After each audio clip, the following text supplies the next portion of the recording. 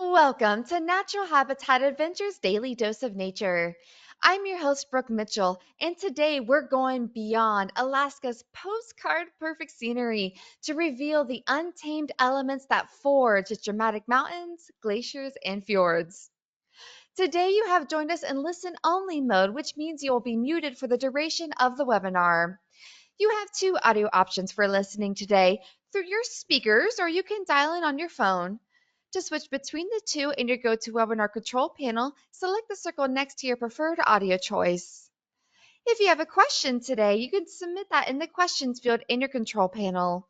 I'll be monitoring your questions, and at the end of the presentation, we'll have time for a Q&A with the presenter until the top of the hour. As always, we are recording the presentation and you'll receive the replay link in a follow-up email. And remember, you can check out our lineup of presentations, including replays and registration links, on our website at nathab.com/webinars. Okay, let's get started. Once again, welcome to Natural Habitat Adventures Daily Dose of Nature. I'm your host, Brooke Mitchell, and today's webinar is Alaska Attraction, Beauty and the Beast, presented by NatHab Expedition Leader Laura Geissinger. Thank you so much for being here today, Laura. Over to you. Thanks, Brooke. Thank you all for joining me today. And like Brooke said, I'm one of the expedition leaders, and I live here in Alaska.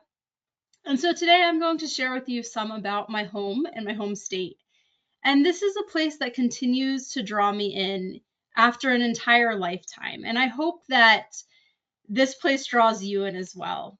And so today I'm going to share with you about how Alaska is a land of extremes.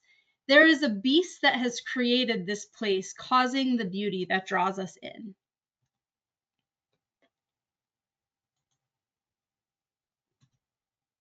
So for most people, when they think of Alaska, an image comes to mind. What do you think of when you think of Alaska? Is it big mountains covered in snow? Dark, cold, barren landscapes? Or is it the majestic glaciers calving into the ocean? Or maybe it's whales or other large megafauna like moose, bears, wolves, or caribou? Whatever image comes to mind is likely something magnificent that has a beauty that draws us in. But do you know why it has that beauty?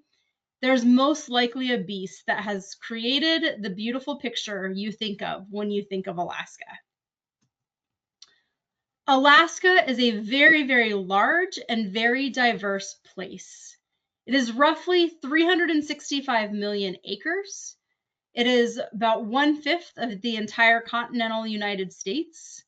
It's bigger than California, Texas, Montana combined.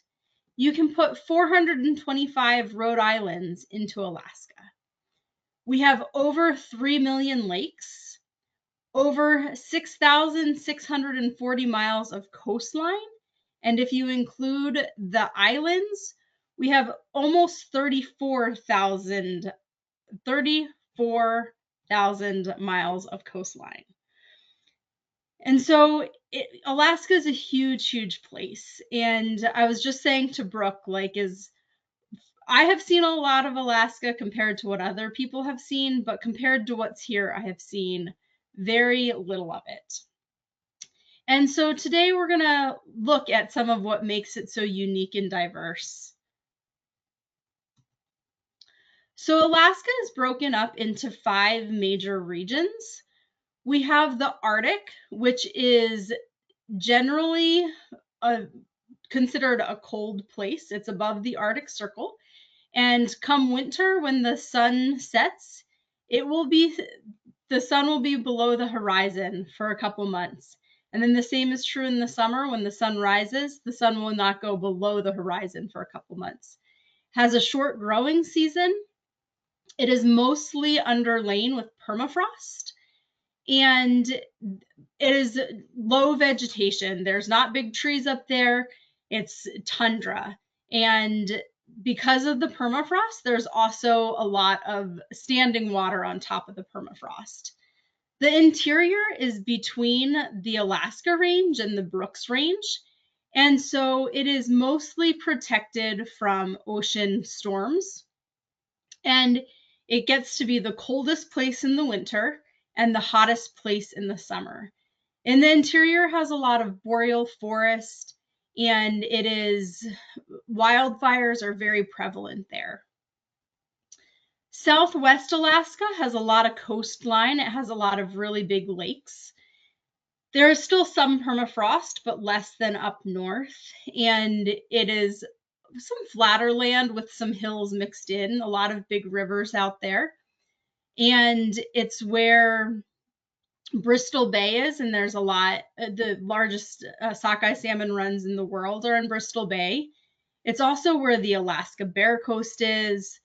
And then we come into South Central, and that's where a lot of our really big mountains are and big valleys. It has the Alaska Range. It's also where we get a lot of snow because the mountains are trapping the precipitation coming from the ocean storms. And then and it's also where the largest population in the state is in South Central. And then in Southeast Alaska, it is primarily rainforest.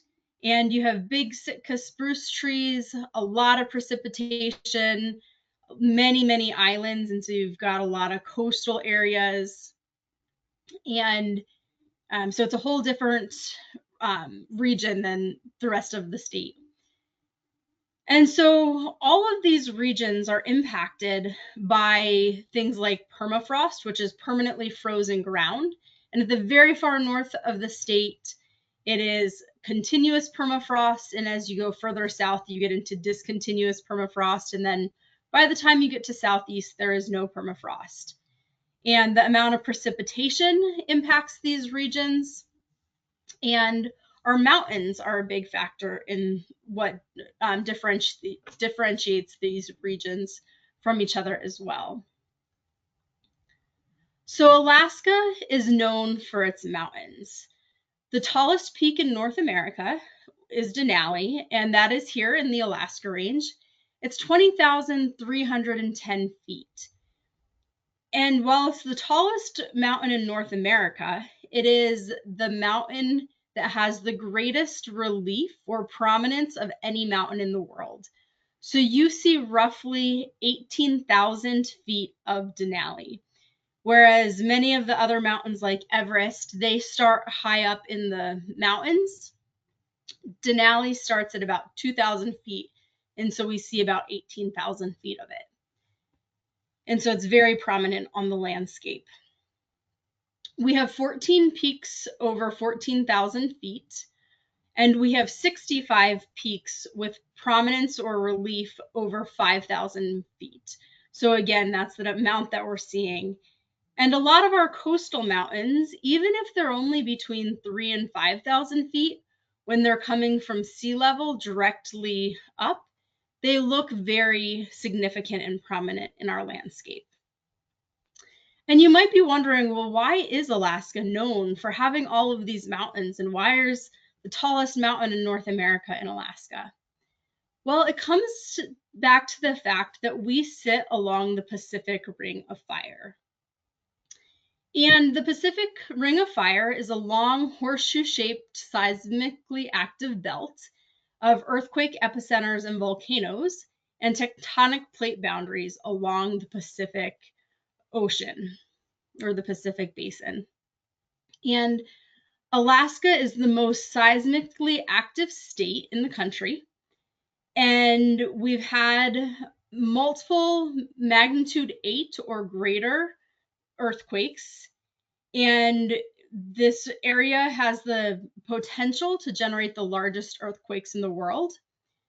And on average, we've had one of those magnitude 8 plus earthquakes every 13 years. And we've had a 7.0 or above per year. And this southern portion of our state here is an active tectonic plate boundary, and where this Pacific plate here is subducting under the North American plate. And so that subduction, what's happening is the Pacific plate is like diving underneath the North American plate. and it's what's called the Alaska Aleutian Megathrust Fault. And our plate boundary, where Alaska is on the Ring of Fire, is about 2,500 miles long. And so it is a pretty large section of that Ring of Fire, which is why we have so much seismic activity. So being a part of the Ring of Fire has important consequences for Alaska. The interaction of the Pacific Plate and the North American Plate has directly created many Alaska landforms, including the Aleutian Trench, the Aleutian volcanoes, the Alaska Range, which is what Denali is a part of, and the Kenai Mountains. So here's a diagram just to show you how this Pacific Plate is subducting under that North American Plate. And as that happens, it's pushing the magma up and creating those volcanoes like Iliamna and Redoubt. And those are some of our volcanoes across Cook Inlet on the Aleutian, in the Aleutian Mountains. And then you can see here where that Aleutian Trench is and where those Kenai Mountains are being built up as well. And so these plates kind of act as somewhat like a conveyor belt, if you will. So geologists have told me that Alaska is a geologist's nightmare and Christmas present all at the same time, because there is so much unique and interesting geology here, but some of it's really hard to figure out. But they'll find ocean rocks or different rocks from other parts of the world that they're like, wait, how did this get here? But it's because of those plates moving. And then as the Pacific Plate subducts under the North American Plate, some of those rocks are being shaved off and then added onto the North American Plate.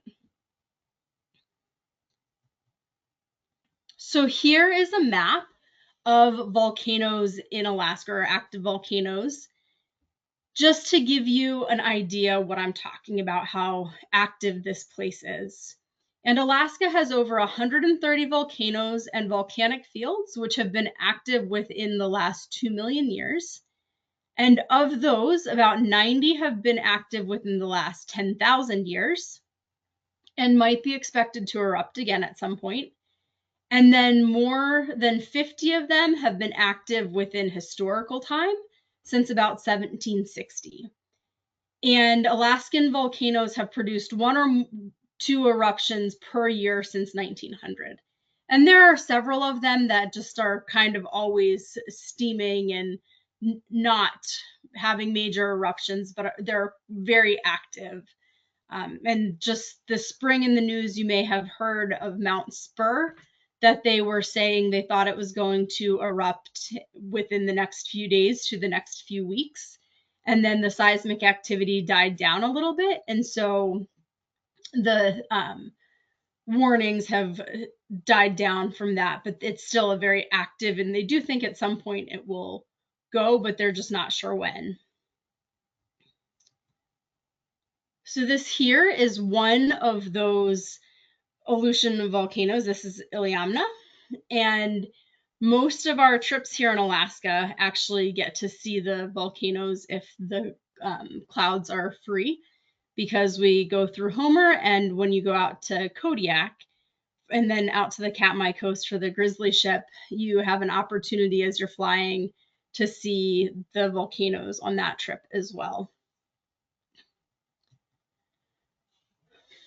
Along with the volcanoes, we get all sorts of interesting landforms afterwards. So in 1912, there was a volcanic eruption called Nova Erupta, and it was the largest volcanic eruption of the 20th century. It was a 60-hour-long eruption, and it expelled 3.1 to 3.6 cubic miles of ash. And it was, the magma produced from it was 30 times that of the Mount St. Helens eruption in 1980. So it was a very, very, like, powerful, impactful volcanic eruption to villages around Alaska. And this ash went far and wide. And there's reports of people talking about how the sky went dark during this time. And I am not a geologist, so I can't tell you exactly what pyroclastic flows are. But there, from the Nova Erupta volcano, there were pyroclastic flows that formed the Valley of 10,000 Smokes, which is in Katmai National Park. And it's actually the reason Katmai National Park was created. And it is one of the few recorded eruptions in history to have produced welded tuff, which created these ephemerals that would smoke and steam for about 15 years. And so that's why they called it the Valley of 10,000 Smokes, because you just had all these ephemerals that were smoking for years and years. And so the ash flows remained hot for several decades. Again, calling it the Valley of 10,000 Smokes because you had all that smoke coming up from these hot flows. And so there's like steaming crack, and it was not just the ephemerals, but like also cracks and fissures in the landscape, and steam was emitting through those as well. And then if there was a surface water, which I mentioned when we were going over the regions of Alaska, that the southwest region of Alaska had a lot of water. And so when surface water would get down into some of these cracks and fissures, that would also make the water steam, adding to that look of smoking and steaming all over this area. So this whole ordeal of Nova Erupta volcano erupting lasted for several days, 3 days of darkness with thunderous noises and a deluge of ash, several more days awaiting deliverance, was what some villagers from Katmai village said. And then they waited about a month in around Kodiak before they could get to a new location, because there was hundreds and hundreds of feet of ash deposited from the Nova Erupta volcano. And there's really fascinating stories about how this volcanic eruption changed the lives of many people and how it changed the terrain. And even now, when you go to some areas along the coast or in Kodiak, you can find layers of ash mixed in to the landscape. And it's created this beauty like you see in this photo, and it's created pumice, and it's a very interesting landscape. But being a part of the Ring of Fire also means that there's a lot of seismic activity. So not only is it volcanoes, but it's also the earthquakes. And Alaska averages between 30 and 40,000 earthquakes a year, which is roughly about one every 15 minutes. And no, if you come here, you don't necessarily feel that many earthquakes because many of them are smaller. But again, if you remember, I said Alaska is huge. And so we might be having earthquakes a couple hundred miles away from me, and I can't feel them. And in 1964, on Good Friday, there was an earthquake that was a 9.2 magnitude. It was the second largest earthquake that was ever recorded in history, and it caused 139 deaths. This photograph here shows the damage of the earthquake in downtown Anchorage. And during this earthquake, it caused the ground to drop or rise in different areas. So here, this is along Turnagain Arm, and it caused the ground to drop around 12 feet in many areas. And so you had all these forests that were near the ocean, and the ground dropped, and then those trees sucked up salt water and basically pickled or preserved those trees. And in other areas, like out on the one side of Montague Island, the ground rose up about 33 feet. And so these earthquakes are also changing our landscape and changing areas. And during the 1964 earthquake, there was another area that dropped and became a wetland, which is now a major stopover for our bird migrations. And so these major geologic activities that are taking place also are impacting the biology and ecology of the place as well.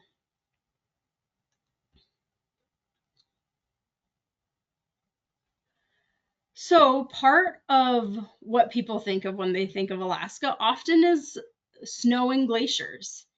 And part of what allows us to have all of these glaciers is that we have all of these mountains that I was just talking about being created because of sitting on that subduction zone. And there are a lot of different types of glaciers in Alaska. We've got most of them are south of the Brooks Range. Most of them are Alaska Range and south and on the south side of the Alaska Range. Just again, because I was mentioning the ocean storms bring the precipitation from the ocean, and then the mountains block them from going over. And so a lot of snow gets deposited up in the mountains. And these glaciers can form because of high latitude and high altitude with these mountains. And so you get a lot of snow dropping in the same place year after year and compacting and creating these glaciers up on the mountains. So much so that we get ice fields in Alaska, and we have major chunks of ice called ice fields that I like to think of as a lake of ice up in the mountains that's feeding some of our glaciers. And so the glaciers cover about 5% of Alaska's land, and roughly the size of West Virginia is covered in ice in Alaska. And again, I mentioned that because of Alaska's high latitude, that's part of why we're able to have all these glaciers, because we're experiencing cooler temperatures. And again, those high mountains in high latitudes remain cool year round. And so the ice is not melting at a rapid pace up in the higher mountains. And the Alaska receives a significant annual snowfall. And again, particularly in those areas closer down towards the ocean. And places like Harding Ice Field outside of Seward, Alaska, receive about 60 feet of snow each year. And so that's helping to sustain these glaciers. And then, so our abundant snowfall in the winters and our cooler summers allow for the accumulation of the snow. And the glaciers form where the accumulation of the snow exceeds the amount of melting each year. And then the gravitational pull on that ice causes these glaciers to move and shape the landscape, creating valleys and then changing those mountains that are being formed down there along the coast that we just talked about a few minutes ago. However, Alaska's glaciers are melting faster than in many other regions due to climate change. And this is really causing a change in our landscapes and ecosystems. So our glaciers are beautiful and magnificent, but they're also creating these glacial valleys and fjords that people often think of when they think of Alaska. So what is a fjord, you might be asking? Well, a fjord is a long, narrow, deep inlet of the sea that often has really steep cliffs or mountains next to it. And these are formed primarily by glacial erosion. So during the last ice age, large glaciers covered a lot of these coastal areas. And the glaciers are flowing downhill. They're being pulled down by gravity. And they're carving out these deep valleys as they move. I think of it kind of like sandpaper, if you will, where it's carving the rock away of the mountains. And so That powerful grinding action is scouring the bedrock and widening that valley floor, and the steep valley walls are being smoothed and polished, creating these U-shaped valleys. And then as the climate warmed and the glaciers began their retreat, the valleys that had been carved out by the erosion were a lot of times below sea level. And then when they're below sea level, the sea water would come into those valleys and submerge them. And so you get these glacial fjords right at the edge of where the land meets the ocean. And then once the valleys were submerged by the ocean water, they continue to erode, and then they're also getting sediment deposition because of the marine life in there. And then salt water continues to carve out and deepen these fjords. And so the fjords are very narrow and very deep. And it's, you might be out on a boat in the fjords and they'll say it's 1,000 feet deep below you and you're just offshore. And that's all this fjord formation. And these areas tend to be known as really picturesque, beautiful, tranquil landscapes. And the deep, calm waters that are generally in these fjords, surrounded by these steep cliffs and these lush forests from the precipitation coming off the ocean, just create this beautiful landscape. But the fjords are also known to have a really rich food. And that, in large part, comes from the glacial silt that's still coming off of them, which we'll come to in just a minute. So the steep cliffs and towering mountains generally are coming right out of the water's edge, like I had mentioned before. Like you might have mountains that are 3,000 feet by the coast, but they're just straight up out of the ocean. And so it's this really stark contrast, and it creates these beautiful faces of mountains along the coast. And it can be a really awe-inspiring. And then when the fjords are calm, it can create some really incredible reflections, which is, again, often something that comes to mind when people think of Alaska.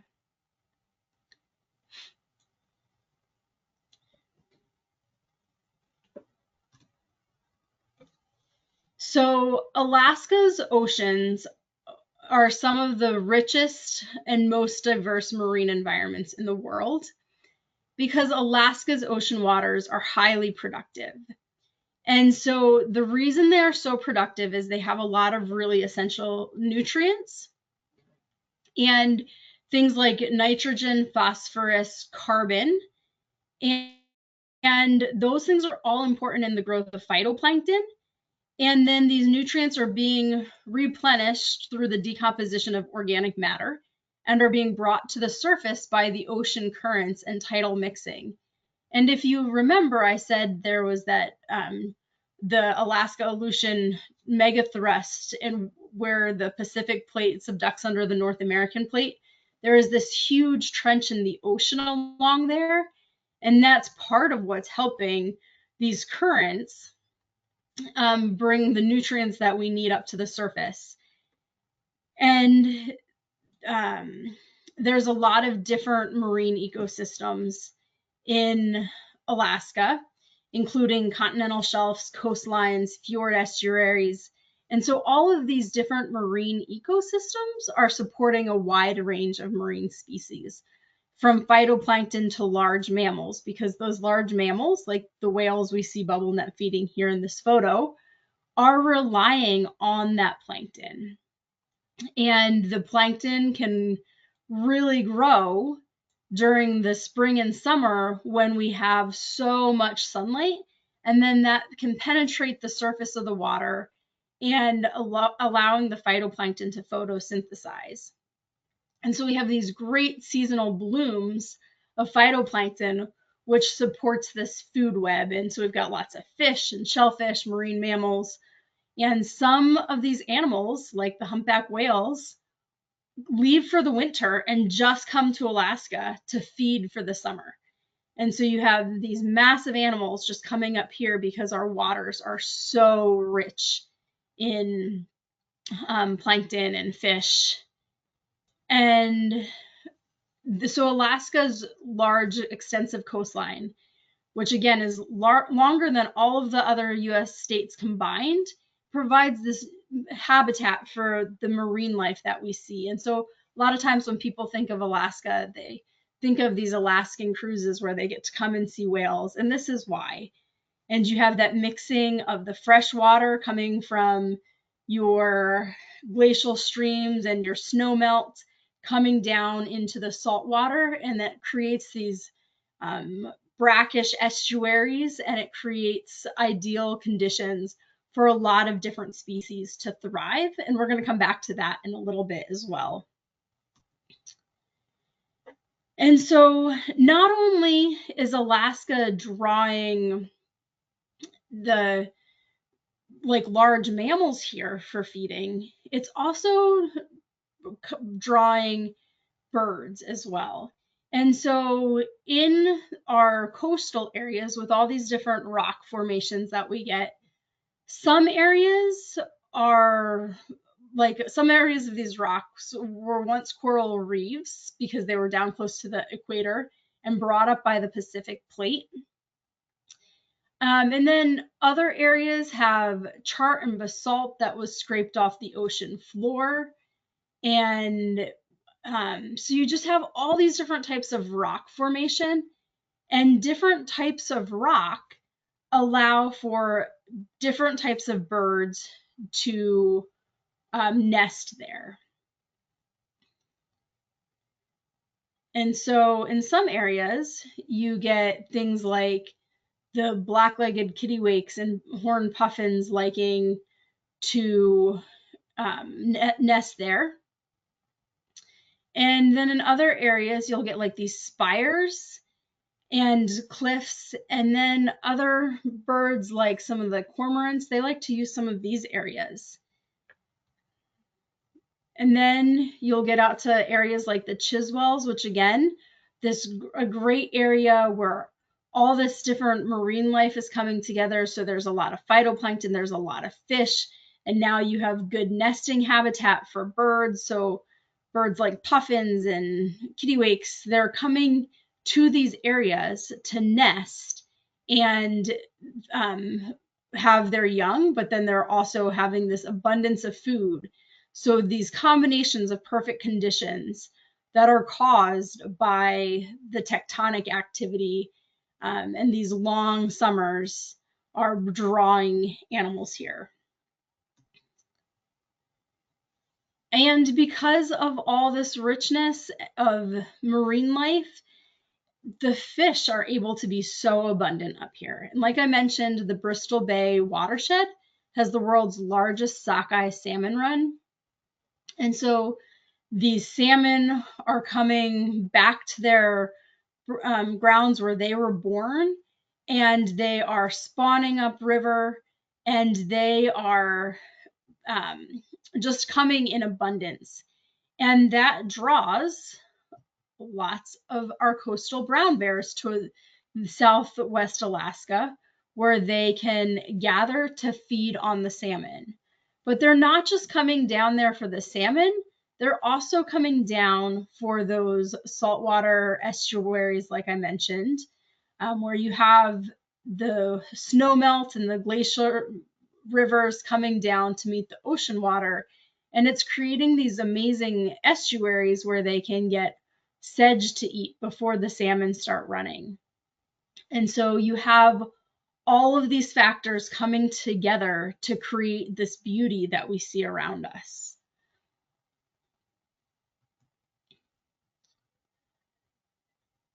And when I was talking about the regions of Alaska, I had mentioned Southeast Alaska and that we have rainforest down there. And Southeast Alaska has really temperate climate. and it has a lot of precipitation, cool temperatures, but it's the proximity to the ocean is really what is moderating the temperatures down there. And in our rainforests, we receive over 55 inches of rainfall a year, and some areas get up to 200 inches of rain a year. And so this high amount of water and rain is so critical for the rainforest development. And because of where these areas are in relation to the ocean and where they are in latitude, they actually experience much more mild winters than most of the rest of the state does. But their summers are still cool, so it's a very moderate climate. And so this really creates a stable environment for diverse plant and animal life, because you don't have as great of extremes here in the rainforest as you do in some of the other areas of the state. And so so the mountains in this area also help trap that moisture. So I was talking about in South Central Alaska, how the moisture is being trapped by the mountains and a lot of it falls as snow in the winters. In the rainforest, you are further south in latitude. And so where the South Central gets a lot of snowfall, Southeast gets a lot more rainfall. And in Southeast Alaska, we have the Tongass National Forest, and it's the largest temperate rainforest in the US, and it covers over 17 million acres.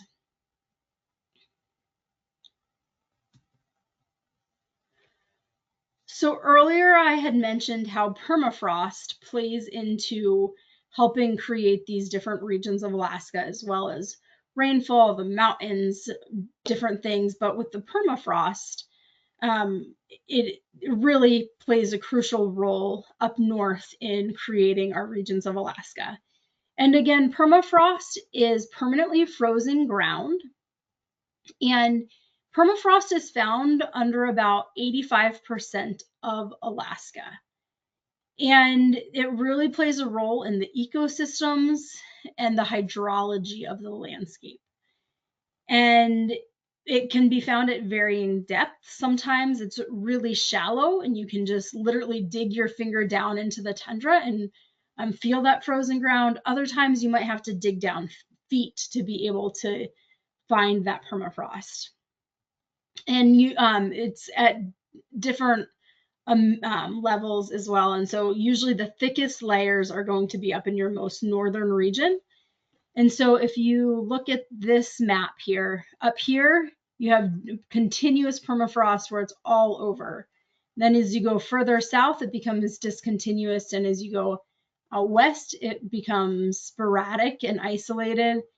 Incoming down here, down into the Alaska Peninsula and out into the Aleutians, it's not frozen, or down here in Southeast. And then you also get more glaciers down in this area here. So when you go up north and there's a lot of permafrost, the water that falls out of the sky or comes down from snowmelt has nowhere to go because the ground is frozen. And so you get a lot of these kettle ponds that just dot the landscape, and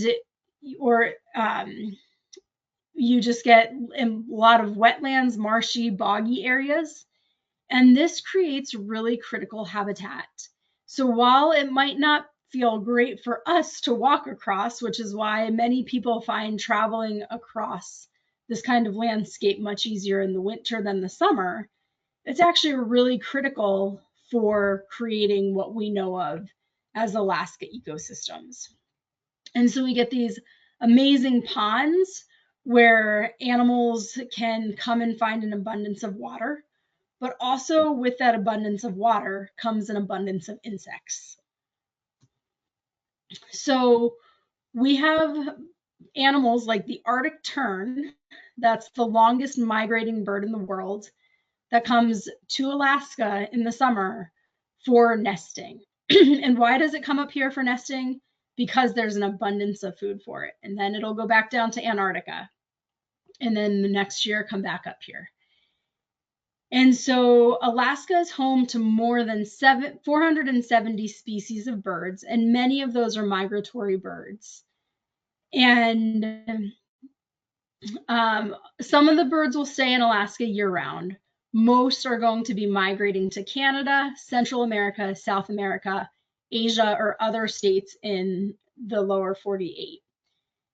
And most birds from Alaska go to almost all the other states in the country, getting to or from their nesting and wintering grounds as they're migrating back and forth, which I think is pretty cool and a way for people to see how Alaska is connected to the rest of the United States.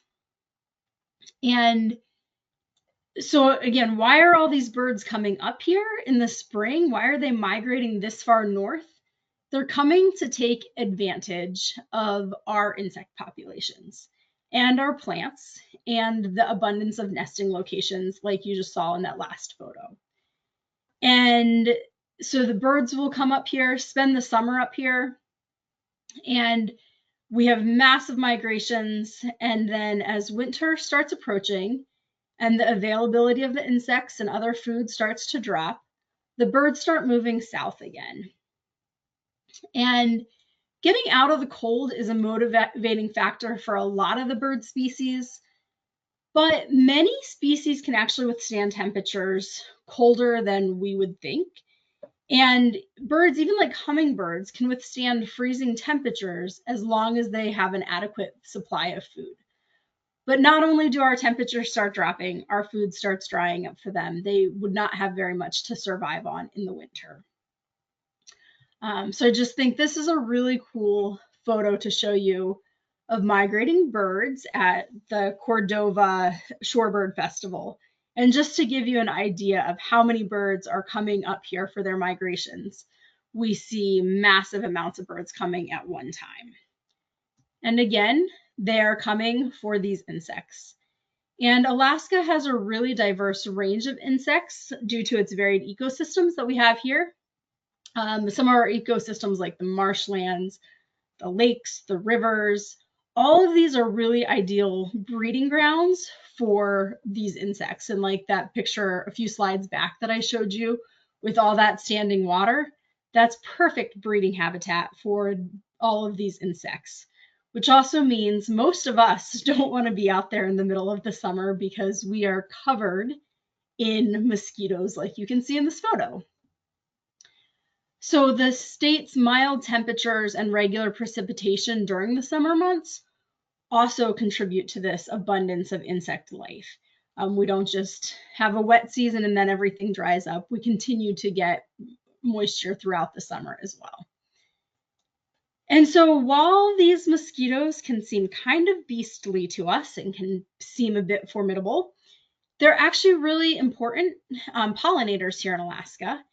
And even the mosquitoes are pollinators for us, and they will pollinate different flowers and actually give us a lot of our berries. And so the insects are generally seen as pests, but they play a really important role in creating what we know of and think of as Alaska and the beauty of Alaska.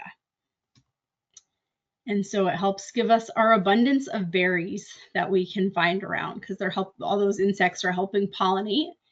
And these berries are not only important to us as humans, but they're also really important to other animals like bears and providing food sources for them.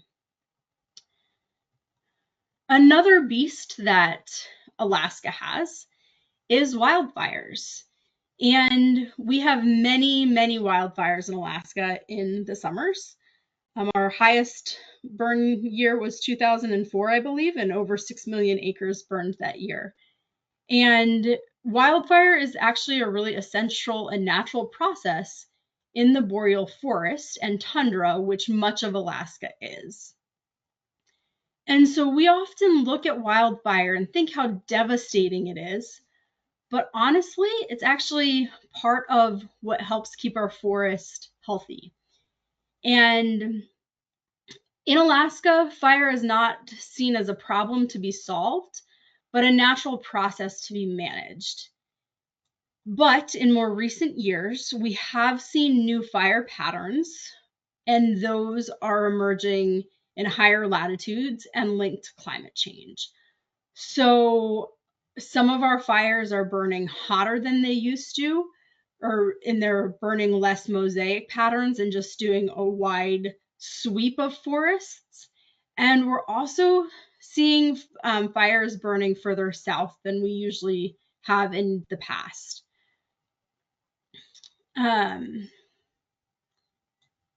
a lot of our fires in Alaska come from lightning strikes. And like I mentioned earlier, the interior Alaska between the Alaska Range and the Brooks Range, we get our hottest summers and our coldest winters. And we generally are able to allow fires to just burn their course. And then they're put out by those rains that come in the summer. However, when there are cabins or communities around these fires, they do fight those fires to help protect the people. But in Alaska, we are generally able to allow our fires to run their course. And the cool, rainy weather that will start to come mid to late summer will help put these fires out. So while we see this, we see devastation and the dead wood and a very sparse area after a fire. Many wildlife will begin to thrive after a fire goes through.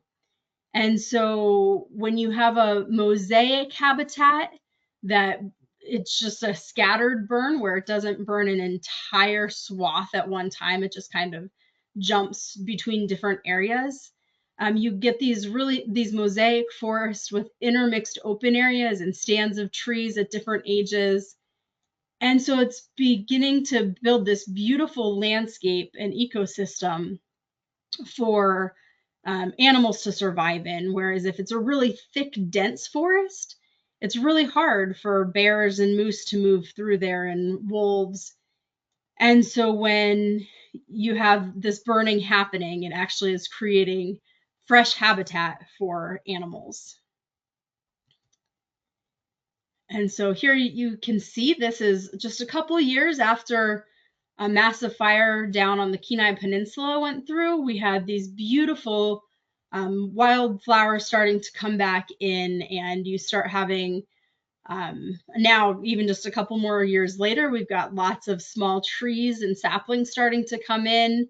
And so we're starting to see smaller rodents. We're starting to see more moose coming into the area to eat the small willows that are coming in. And so as those forests burn and new habitat is created, you start seeing more animals like the moose. The moose can't handle the spruce stands very well. And so a full-grown bull moose can weigh up to 1,600 pounds. And so they need lots of good habitat to sustain themselves. And it's not true just of moose, but of other animals as well. And something that people often think of when they think of Alaska is the winters and the darkness that we experience. Where I'm at, we get about 5 hours of daylight in the winter. And depending on where you're at, the sun may not come above the mountains, but it is technically above the horizon. And so Alaska is a land of extremes. And in the summer, the interior has temperatures recorded up to 100 degrees Fahrenheit. And in the winter, those temperatures have dropped as low as -80. We get insane winds. We have areas that are closer to the southern coast of Alaska have received so much snowfall, and one place recorded 78 inches in one day. And these conditions make it really hard for living and things to survive in the winter. And so many of our animals migrate or go into some sort of dormancy or even die to survive the winters and the harsh conditions that we can experience up here. But the few living things that remain have incredible adaptations to survive these extreme conditions. But there's a beauty that comes with the harshness of this winter.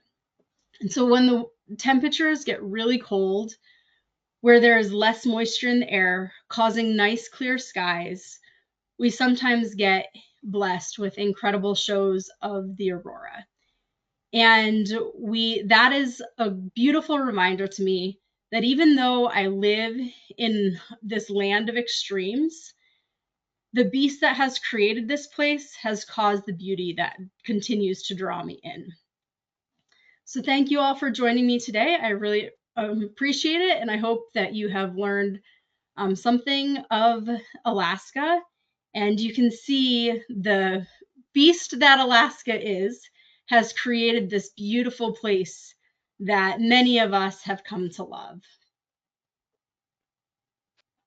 Thank you so much, Laura. That was so good. As we were talking about before you began, I just came back from Alaska for the first time, and so your presentation hit a little differently, having experienced this beautiful state for myself, and I'm sure lots who tuned in have also been there and know how gorgeous it is. So thank you for sharing your home with us.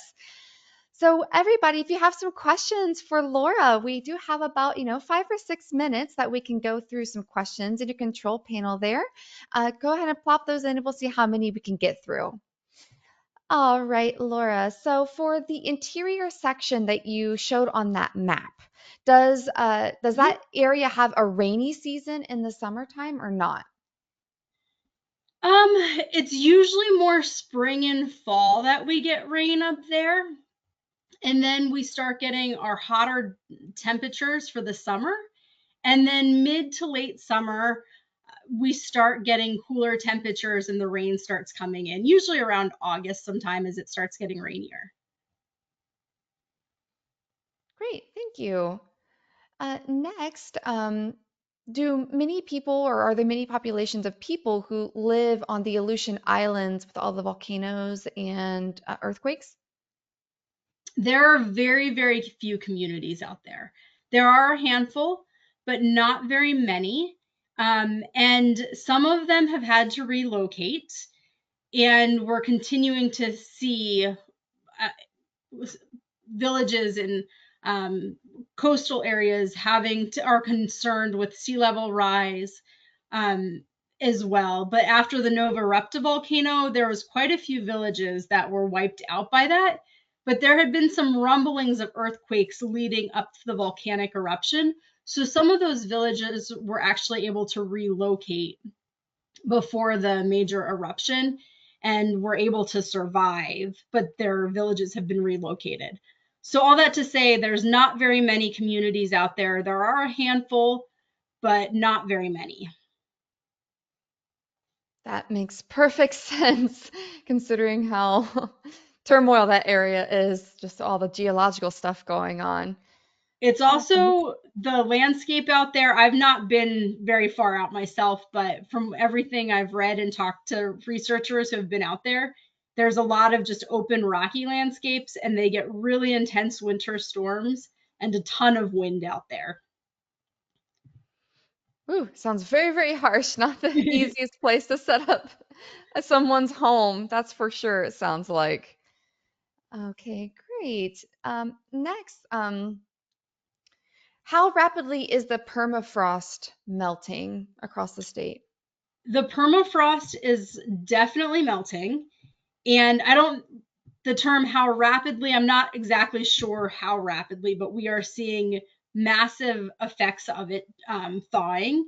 There are villages that are really being affected by this, and they've had to relocate some villages. There's other villages that need to relocate, and so they're trying to find where they can relocate to and get the funding to relocate their villages because they're starting to slough off. And some of you may have heard that in 2021, Denali National Park road got closed down partway through because of permafrost melting.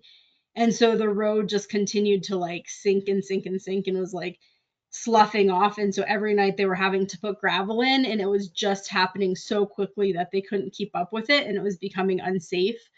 So now the road is closed partway through, and they're working on building a bridge. But we are definitely seeing effects of melting permafrost up here, and it's happening quickly. And in the northern latitudes, we're seeing the effects of climate change much in much greater ways than they're seeing them in other parts of the world. Yeah, thanks for that explanation. Next, let's talk about Nat Hab's Bear Camp, where you just were. We were just talking about your last trip before we went live today. Could you talk about the ecosystem that it happens to be in? Is it temperate forest? Is it something else? Could you talk about that? Sure. So where we are on that's in Southwest Alaska. And so where Bear Camp is, you're sitting right on the ocean on Chinitna Bay. And right behind Bear Camp, you have this beautiful salt marsh ecosystem. And so I was talking about the habitat that's so good for like these rich vegetation to grow in these saltwater estuaries. And so you have these mountain streams with snowmelt. In some areas in that area, there's some glacial rivers coming in as well. And so you just get all of this fresh water coming down to meet up with these tidal influences with the ocean. And so you get these marshlands. And so right behind Bear Camp, there's actually a critical habitat area, and it's a sedge meadow. And it's in part because of the brackish water that you find there that creates this abundance of sedge. It grows really well in those kind of conditions. And so that allows the bears to come down into that area to feed. There is also forest around there, but you're not like in that deep, thick rainforest that you are in Southeast, but it is forested in some areas near camp as well. But it's really that huge sedge meadow behind camp that is drawing those bears in to eat the sedges and mate down in that area when they first come out of their dens. And then as you start having clamming happening out on the ocean side, and then we've got a river that the salmon start coming up, and the bears will then start feeding on the salmon before they start heading into the berries on the hillsides after the salmon stop running. Oh, sounds like pure magic. So happy for everyone that has the opportunity to go to Bear Camp. It's definitely high on my list. I hope to visit one day as well. This last question for you is a really good one, and feel free to take some time to answer it. What is the latest on Pebble Mine? Do you know if you have any recent information about that? And also, if you wouldn't mind giving a little brief overview what it was for those who might not have heard of it. So Pebble Mine is a proposed gold, copper, molybdenum open pit mine in Southwest Alaska. In that area where I told you is so much wetland and lots of rivers and streams, the largest sockeye salmon runs in the world. Um, it's it's a huge concern out there. And because with these open pit mines, there's a high probability of contamination to waterways. And that is one of the concerns, is that the waterways would be affected, impacting the salmon and the people and the bears.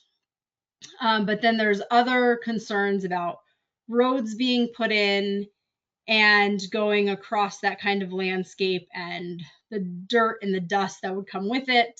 And then putting a port in Cook Inlet, where we have like a major deep water port in Cook Inlet, where we have populations of endangered beluga whales. And then it would also be going across Lake Iliamna. So there's lots of concerns around Pebble Mine. And they have been trying for many years, I want to say like 30 some, to get this mine to pass and go through.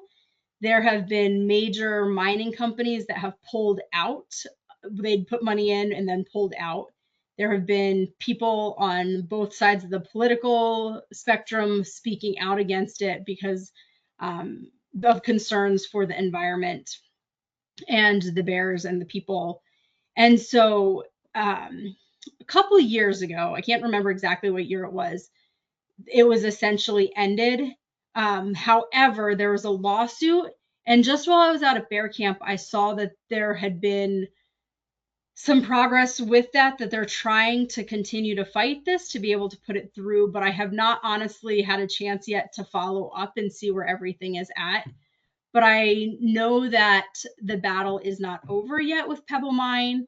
There's still a lot of great concern that at some point um, they're going to really push to get that put in. And so I do encourage all of you to follow NatHab, because if more comes out, I'm sure we will keep everybody updated on what's going on.